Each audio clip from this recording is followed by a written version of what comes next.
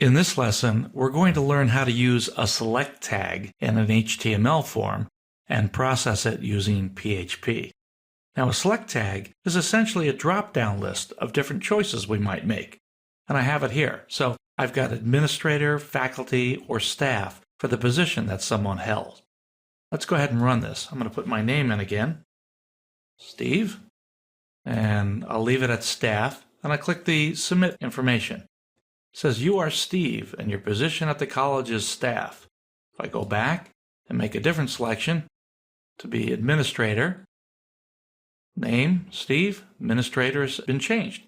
So again, PHP will process the web page differently depending on the selections that a user makes. Let's go ahead and look at the code. So here we are in the form. I've got three files again. I've got an HTML file, a cascading style sheet file, .css, and a PHP file.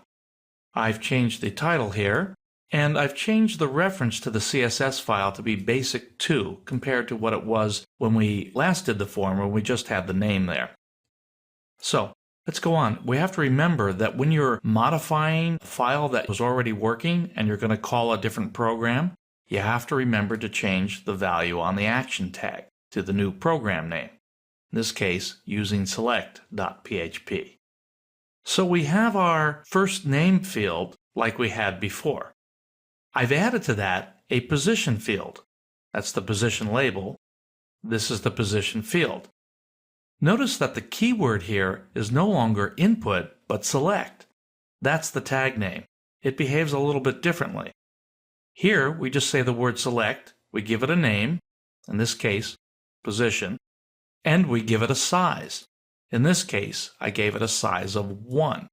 Now what that really means is just one choice is going to appear at a time. You noticed on the form when I was running it, let's go back real quick, that there's just one choice showing in the box. If I changed it to size 2 or 3, it would show more choices. Back to the code. Now, the way a select list works is you specify options. And you notice that we had 3 options in the list: administrator, faculty, and staff. This text that appears between the beginning and ending of the option tag, here's the beginning, the ending with the /, is what the user sees. Now what we're going to process, however, is specified in the value attribute of each option. Now in this case, I made the value of that option exactly the same as what the user sees, but I didn't have to. I could have used a shortcode. I could have gone A for administrator, F for faculty, and S for staff, and process it that way if that's what made sense. In this case, we'll just leave it the same. Down below, we have the same submit button that we used before.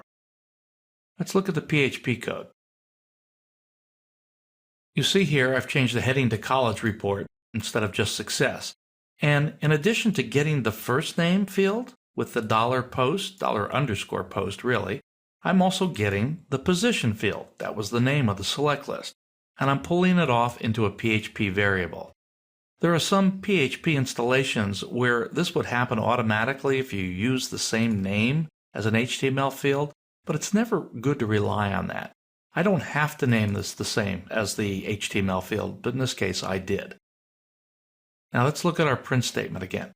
I'm beginning a paragraph here in the first print statement, but if we go down, I'm ending it in the second print statement. That's fine. Each print statement just sends information out to the browser. That information is text and it's HTML tags.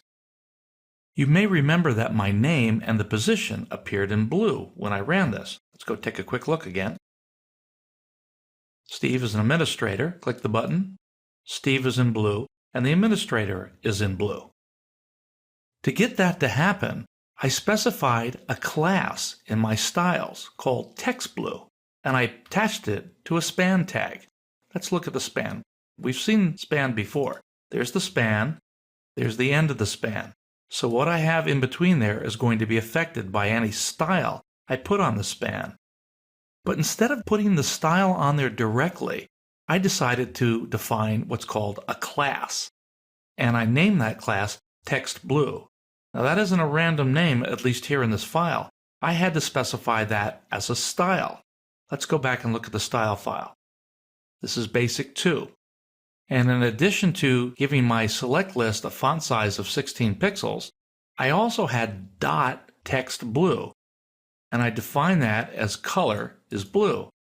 When you put the dot there, that says that this is going to be a class. It's not going to be an ID, or it's not going to be a tag, or something else that we might do in styles. So the dot indicates class, and you can see how that affects it. Let's go back to the code.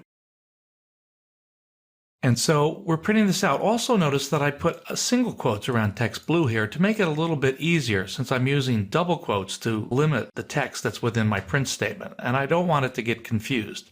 Later on, I'll talk about another way to do that. But I've also put a span with the class text blue in front of the position area as well, so you can see how that was affected. Let's go ahead and run this one more time. I'm going to be Bob again, and Bob is going to be a faculty member. Hit the submit, Bob, and your position at the college is faculty. That concludes our lesson on using the select statement.